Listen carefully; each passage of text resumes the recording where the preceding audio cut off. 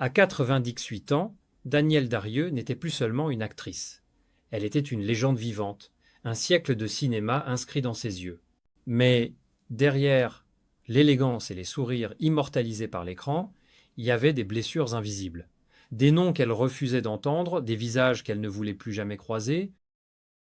Tout au long de sa carrière, elle avait incarné la douceur, la légèreté, la grâce infinie. Pourtant, dans les coulisses, elle avait connu l'amertume des rivalités, les trahisons feutrées, les regards glacés, car même les étoiles les plus pures traînent derrière elle une part d'ombre. Un soir, alors qu'on la croyait résignée au silence, Danielle osa briser le voile. Sa voix, affaiblie par les années, lâcha une phrase qui fit l'effet d'un éclair dans la nuit.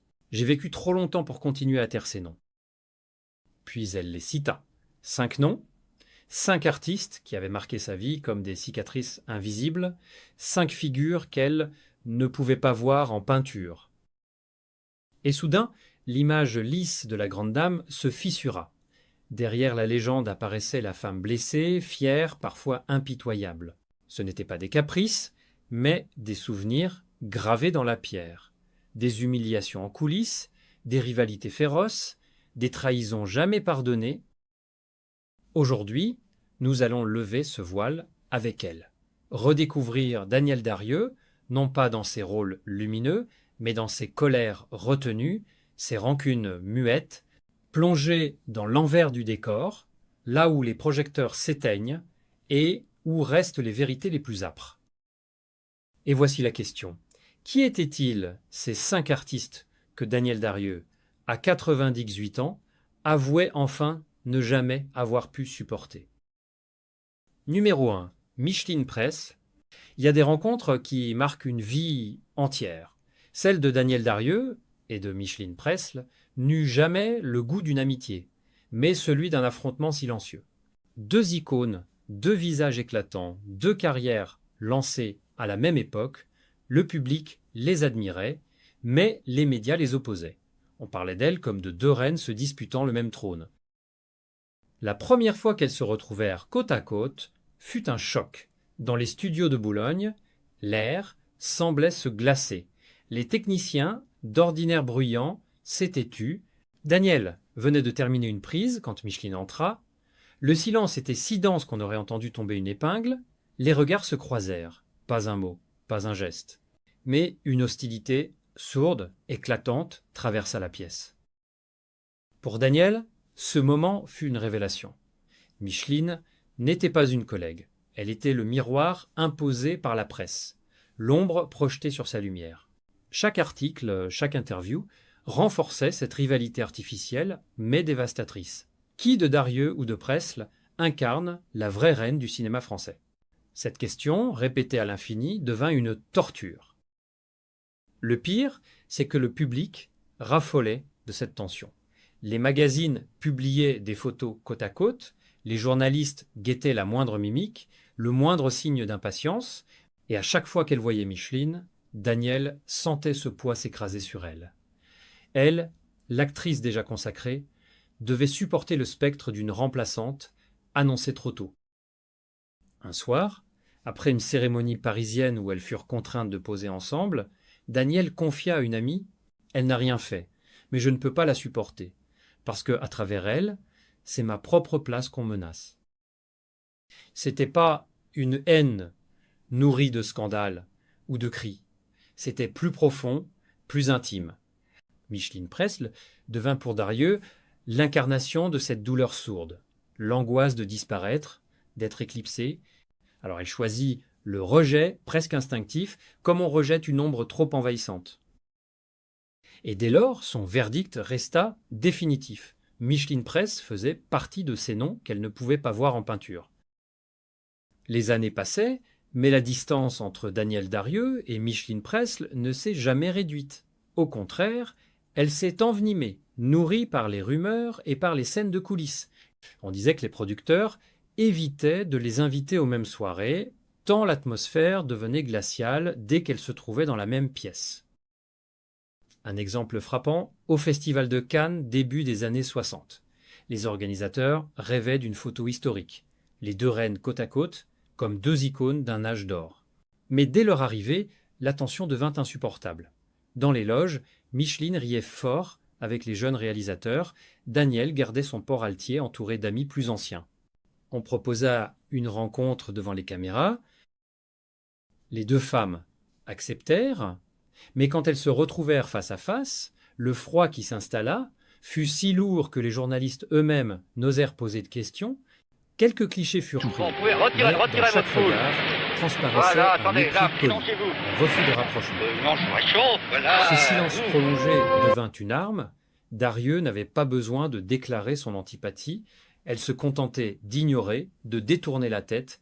Micheline, de son côté, ne fit jamais un geste pour apaiser les choses. L'indifférence devint leur langage commun. Pourtant, cette indifférence pesait plus que 1000 insultes. Car tout le monde le voyait, ces deux femmes ne pouvaient pas coexister. Une anecdote circula longtemps dans les studios parisiens. Lors d'une réception privée, un producteur insista pour qu'elle se salue. Daniel s'approcha, le sourire figé, et souffla à l'oreille d'un proche « Je préfère quitter la soirée plutôt que de rester face à elle ». Et elle partit, laissant Micheline seule au centre du salon, vexée mais triomphante. Ce fut cela, leur relation, une guerre froide, sans cris ni gestes violents, mais avec une intensité dramatique qui marquait tous ceux qui en étaient témoins. Les techniciens, les acteurs, les journalistes savaient. Entre Darieux et Presles, il n'y aurait jamais de réconciliation. Et dans ses confidences tardives, à l'approche de ses 98 ans, Daniel Darieux finit par avouer ce que tout le monde pressentait depuis longtemps. Micheline Presles était pour elle plus qu'une rivale, une cicatrice, une présence insupportable qu'elle n'avait jamais pu effacer de sa mémoire. Numéro 2. Martine Carol. Si Micheline Presles représentait pour Daniel une rivalité de génération, Martine Carol fut une blessure d'un autre genre, celle de l'image. Dans les années 50, Martine était partout. Affiches sulfureuses, couvertures de magazines, robes audacieuses, elle incarnait le sexe symbole à la française. Là où Darieux brillait par son élégance subtile, Carol imposait une sensualité flamboyante. Les producteurs savaient ce qu'ils faisaient, opposaient deux visages féminins si différents pour mieux vendre leur film. On parlait d'un duel de style, la dame de cristal contre la star de chair. Daniel, déjà auréolé d'un immense prestige, se vit relégué au rang de classique, tandis que Martine était promue comme l'avenir. Une étiquette cruelle, car derrière le glamour de Carol se cachait une fragilité que tous pressentaient. Un soir, à l'avant-première d'un film parisien, la confrontation devint inévitable. Martine Carol entra dans la salle, éclatante dans une robe rouge, accompagnée d'une nuée de photographes. Quelques minutes plus tard, Daniel arriva à son tour. Le public, impitoyable, tourna aussitôt les regards pour comparer la grâce froide de l'une face à la sensualité brûlante de l'autre. On raconte qu'une phrase assassine circula ce soir-là. Daniel, voyant Martine s'avancer, aurait murmuré à son voisin. Elle attire les regards comme une flamme attire les papillons. Mais on sait comment finissent les papillons. Cette pique, jamais confirmée mais souvent répétée, cristallisa l'opposition entre les deux femmes. Ce n'était pas simplement une rivalité professionnelle, mais une différence irréconciliable de conception du cinéma. Darieux représentait la profondeur, la finesse des émotions. Carol incarnait le spectacle, l'éclat immédiat. Pour Daniel, devoir partager la lumière avec une figure comme Martine Carol fut une humiliation déguisée.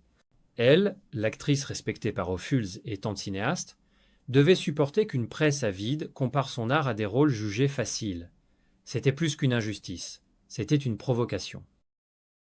Et dès lors, Martine Carol rejoignit Micheline Presles sur la liste noire. Non pas à cause d'un affront personnel, mais parce qu'elle symbolisait cette époque où l'on avait osé placer l'éphémère au-dessus du durable. La rivalité avec Martine Carol n'avait rien d'un caprice passager, elle s'infiltrait partout, dans chaque conversation, dans chaque article. On ne parlait jamais de Daniel Darieux sans glisser le nom de Martine Carol, comme si les deux femmes ne pouvaient exister qu'en duel. Un producteur raconta un jour une scène révélatrice. Lors d'un dîner mondain, quelqu'un osa lever son verre. À nos deux plus grandes actrices, Daniel et Martine. Daniel, d'ordinaire si courtoise, resta figée, le sourire absent. Elle posa lentement sa coupe et répondit sèchement « Je préfère que l'on me salue seul ». Le silence s'abattit sur la table. Martine, vexée, se contenta d'un rire forcé. Mais tous avaient compris. Entre elles, il n'y avait pas de place pour la bienveillance. Le public, lui, adorait ce duel. Les magazines titraient « La bataille des déesses ». On comparait leurs robes, leurs coiffures, leurs compagnons. Chaque apparition devenait un combat symbolique. Pour Danielle, ce manège médiatique fut un poison. Elle, qui avait bâti sa carrière sur l'art et non sur le scandale, voyait son nom réduit à une rivalité frivole. Les coulisses des tournages en disaient long. On raconte qu'un réalisateur, hésitant entre offrir un rôle à Carole ou à Darieux, invita les deux à une lecture commune. La tension fut telle qu'il annula le projet. Danielle sortit furieuse, convaincue que la seule présence de Martine avait empoisonné la pièce. Avec les années, cette rancune s'ancrera. Martine Carole, malgré sa carrière fulgurante, connut un destin tragique, comme une étoile filante qui s'éteint trop vite. Mais pour Danielle, ce souvenir resta intact. Martine n'était pas seulement une collègue, elle était l'incarnation de tout ce qu'elle rejetait, le culte du corps, la superficialité médiatique, la gloire fragile qui dévore tout sur son passage. Dans ses confidences tardives, Darieux l'avoua sans détour, elle symbolisait une époque que je n'aimais pas. Une époque où l'on me comparait à elle sans jamais comprendre que nous n'avions rien en commun. C'était dit. Martine Carole n'avait jamais été pardonnée. Numéro 3. Catherine Deneuve. Quand Catherine Deneuve surgit sur les écrans au milieu des années 60, le cinéma français bascula. Sa beauté froide, son allure mystérieuse, son jeu presque impassible séduisaient les cinéastes les plus exigeants. Pour le public, une nouvelle reine venait de naître. Mais, pour Danielle Darieux, déjà consacré par 3 décennies de gloire, cette arrivée eut un goût amer, celui du remplacement. Les critiques ne mâchaient pas leurs mots. La grâce de Darieux appartient au passé, Deneuve incarne l'avenir, pouvait-on lire dans certains journaux. Une phrase qui, à elle seule, brûlait comme une gifle. Danielle n'avait rien perdu de son talent, rien de son aura. Mais l'air du temps avait changé, on voulait des visages nouveaux, des muses glacées pour une nouvelle vague qui balayait les mythes d'hier. Leur première rencontre eut lieu lors d'une réception parisienne, dans un hôtel particulier du 7e arrondissement. Danielle, vêtue d'une robe sobre et élégante, observait la salle lorsqu'on lui présenta Catherine. La jeune femme, distante, répondit par un sourire presque imperceptible. Danielle, habituée au regard admiratif, fut frappée par cette froideur. Elle confia plus tard à un proche « Elle ne m'a pas regardé comme on regarde une aînée, mais comme on regarde déjà une rivale. » Dès lors, la presse se chargea d'attiser la braise. On parlait de transmission, de couronne qui change de tête. Mais Danielle ne voulait pas transmettre. Elle n'était pas prête à céder sa place à cette blonde glaciale qui fascinait les caméras. Elle voyait en Deneuve non seulement une héritière imposée, mais aussi un symbole, celui d'un cinéma qui effaçait ses propres pionniers pour mieux se réinventer. Les coulisses furent tout aussi tendues. Lors d'un festival, on proposa une photo commune. Danielle accepta, mais l'instant fut glacial. Sur le cliché, ses lèvres souriant. Mais ses yeux trahissent une dureté inhabituelle. Deneuve, elle, garde ce masque impénétrable qui deviendra sa signature. Entre elles, aucune chaleur, aucun lien, 2 générations figées, incapables de se tendre la main. Ainsi naquit une rancune silencieuse plus douloureuse que les querelles passées, car ici, il ne s'agissait plus de rivalité médiatique ou de jalousie superficielle. Il s'agissait de la peur la plus profonde, celle d'être remplacée. Pour Danielle Darieux, Catherine Deneuve ne fut jamais une ennemie déclarée, mais elle incarna une blessure profonde, celle d'une époque où l'on l'avait reléguée au passé pour mieux célébrer une nouvelle icône. Le cinéma est cruel, il adore couronner, mais il adore aussi détrôner. Dans les années 70, alors que Deneuve multipliait les rôles mythiques Belle de jour, Tristana, Le Dernier Métro, Danielle observait à distance. Chaque triomphe de la jeune actrice semblait effacer, un peu plus, ses propres années de gloire. Les journalistes, sans pitié, la surnommaient la grande dame d'hier. Et ce mot « hier » résonnait comme une condamnation. Un soir, lors d'un dîner organisé par un grand réalisateur, Danielle se retrouva assise à 2 places de Catherine. L'atmosphère était glaciale. Deneuve, fidèle à son masque impénétrable, parlait peu, mais chaque mot pesait. Danielle, d'ordinaire vive et charmante, resta silencieuse presque toute la soirée. À la fin du repas, elle lâcha à un ami.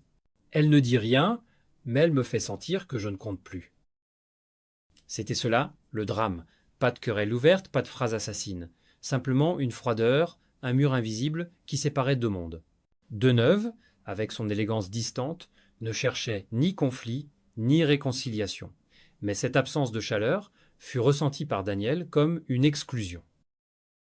Le cinéma, toujours avide de récits, transforma cette tension en légende. On disait que Darieux refusait certains plateaux si Deneuve y figurait. On chuchotait que, dans ses interviews tardives, elle glissait des phrases sibyllines, comme des éclats de rancune. Le talent ne suffit pas toujours. Il faut aussi un peu d'âme. Jamais elle ne cita directement Catherine. Mais tous comprenaient. Ce non-dit avait la violence d'un cri étouffé. Ainsi, jusqu'à la fin, Catherine Deneuve resta pour Danielle Darieux une figure glaciale, une reine nouvelle qu'elle n'avait jamais voulu adouber. Et parmi ces 5 noms qu'elle avoua ne pouvoir voir en peinture, celui de Deneuve trônait comme le symbole le plus douloureux, celui du temps qui passe, et qui ne pardonne rien. Numéro 4. Claude Autant-Lara. Si Danielle Darieux avait appris à dompter les rivalités entre actrices, il y eut un autre affrontement, plus brutal, plus douloureux encore, celui avec un réalisateur au tempérament de fer, Claude Autant-Lara. Dès leur première collaboration, le ton était donné. Autant-Lara dirigeait ses plateaux comme un général mène une armée. Cris, colère, directives sans appel, il ne supportait aucune contestation. Daniel, habitué aux grands cinéastes raffinés comme Max Ophuls ou Anatole Litvak, se retrouva face à une tempête. Une scène demeure célèbre. Dans un décor somptueux, Daniel devait livrer un monologue délicat, empreint de mélancolie. Elle donna tout, ses yeux humides, sa voix frémissante, ce mélange unique de fragilité et de grâce. Quand le silence tomba, toute l'équipe retenait son souffle. Mais Autant-Lara explosa. « Ce n'est pas ça, Darieux. Recommencez. Vous êtes fausse. » Un coup de tonnerre. Pour Daniel, l'humiliation fut insoutenable. Elle, qui avait déjà prouvé son génie 1000 fois, se retrouvait traitée comme une débutante. Ses mains tremblaient, mais son regard se durcit. Elle obéit, refit la scène, encore, puis encore, des dizaines de prises, jusqu'à l'épuisement. À la pause, elle confia à une costumière « Je ne suis pas une marionnette, et pourtant, il me traite comme si je n'étais qu'un pantin. » Cet épisode ne resta pas isolé. Tout au long du tournage, Daniel et Autant-Lara s'affrontèrent comme deux forces contraires.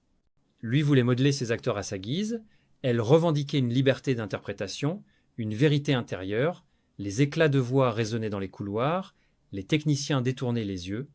C'était une guerre ouverte, chaque jour plus violente. Le respect mutuel, qui devrait lier une actrice et son metteur en scène, se transforma en mépris. Pour Daniel, ce réalisateur ne voyait pas l'âme, seulement la mécanique. Et pour elle, c'était impardonnable. À partir de ce moment-là, elle fit un serment silencieux. Plus jamais elle ne se soumettrait à Claude Autant-Lara. Plus jamais elle n'accepterait son joug de fer. Dans sa mémoire, il demeura gravé comme un tyran de plateau, un nom qu'elle refusa toujours de prononcer sans amertume. Le tournage avec Claude Autant-Lara resta dans la mémoire de Danielle Darieux comme une guerre qu'elle n'avait jamais voulu, mais qu'elle avait dû mener jusqu'au bout. Chaque journée, sur le plateau, ressemblait à un champ de bataille. D'un côté, le metteur en scène autoritaire, de l'autre, l'actrice légendaire qui refusait de plier. Un jour, l'affrontement atteignit son paroxysme. La scène à tourner n'avait rien de spectaculaire, un simple échange de regards, un silence pesant. Danielle, dans sa vérité d'actrice, décida de jouer ce moment avec retenue, laissant l'émotion passer dans ses yeux.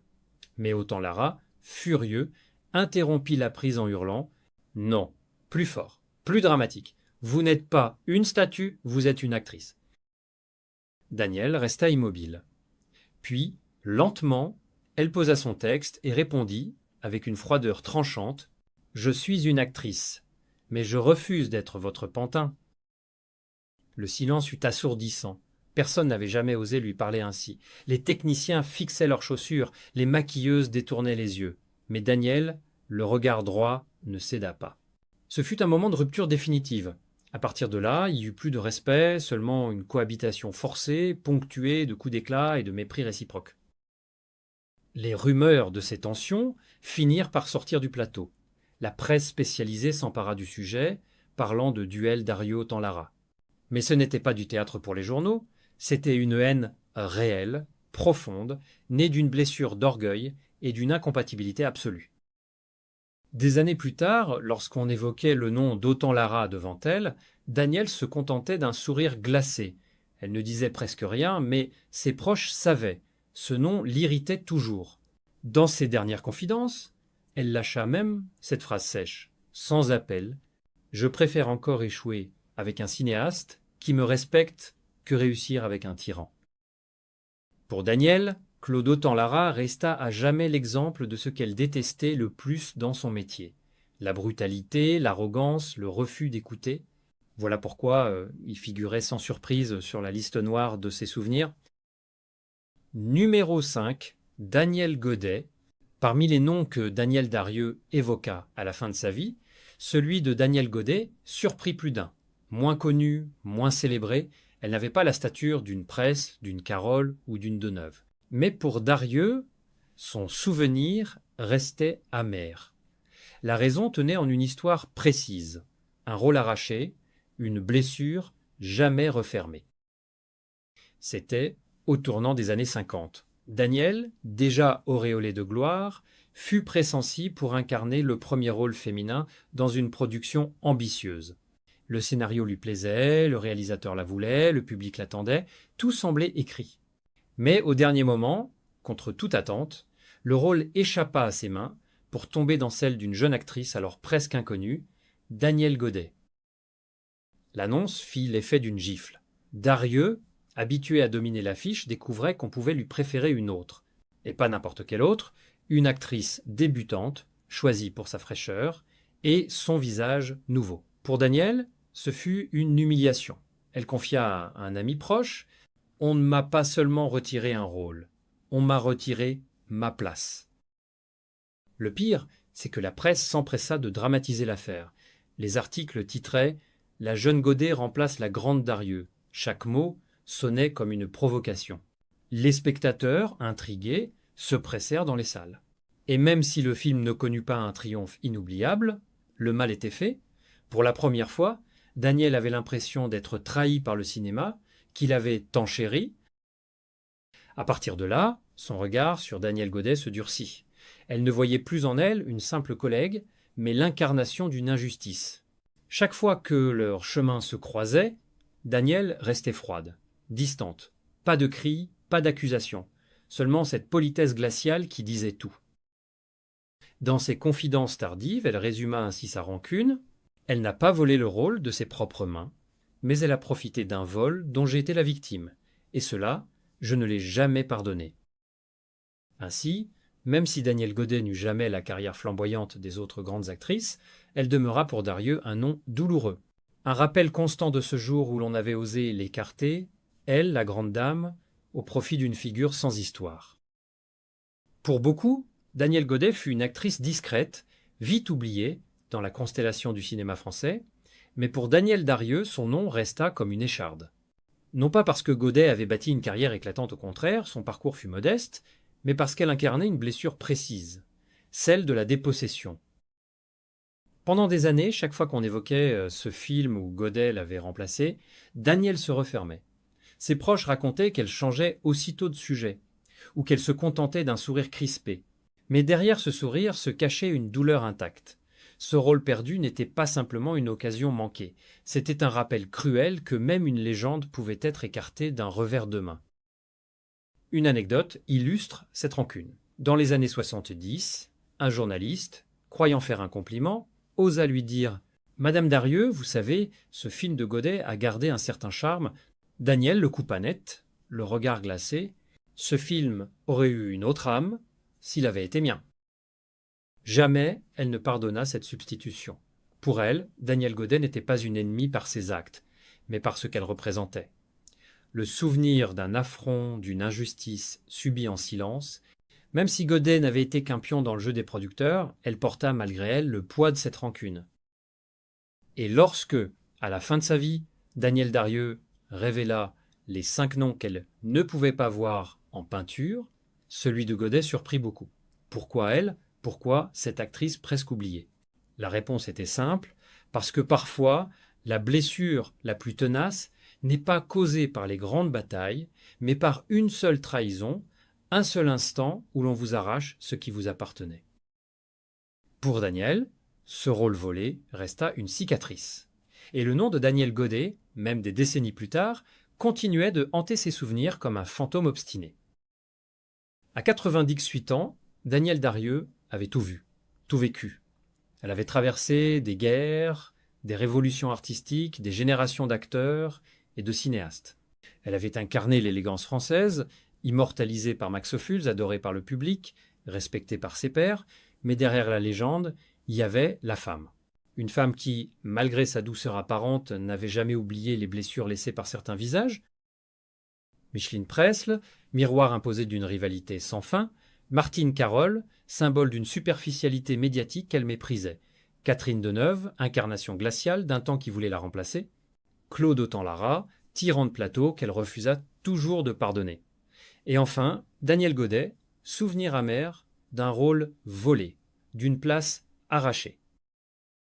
5 noms, 5 cicatrices, 5 ombres derrière une lumière qui pourtant continua de briller, car Danielle Darieux n'était pas seulement faite de grâce, elle était faite aussi de fierté, de mémoire, de cette dignité qui refuse l'oubli.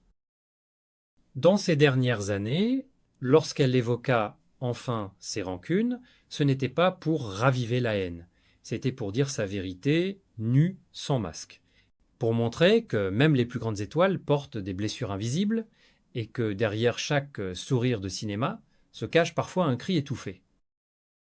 Elle s'éteignit à 100 ans, presque un siècle exactement après sa naissance, dans le silence de sa maison de Bois-le-Roi, entourée de souvenirs et de photos jaunies. Son regard au crépuscule semblait encore briller d'une flamme intacte. Et peut être que ce fut là, au fond, sa leçon ultime. On peut traverser 1000 amours, 1000 triomphes, 1000 rivalités, mais au bout du chemin, il ne reste que le souvenir. Certains doux comme des caresses, d'autres amers comme des cicatrices. Danielle Darieux emporta avec elle ses secrets, ses douleurs, ses colères muettes. Mais elle nous laissa un héritage plus grand encore, celui d'une vie vécue avec intensité, d'un art élevé au rang de vérité et d'une élégance qui ne mourra jamais. Car les rancunes passent. Mais les films, eux, restent. Et dans chaque image, dans chaque sourire, figé sur la pellicule, Danielle Darieux continue de nous regarder, silencieuse, éternelle.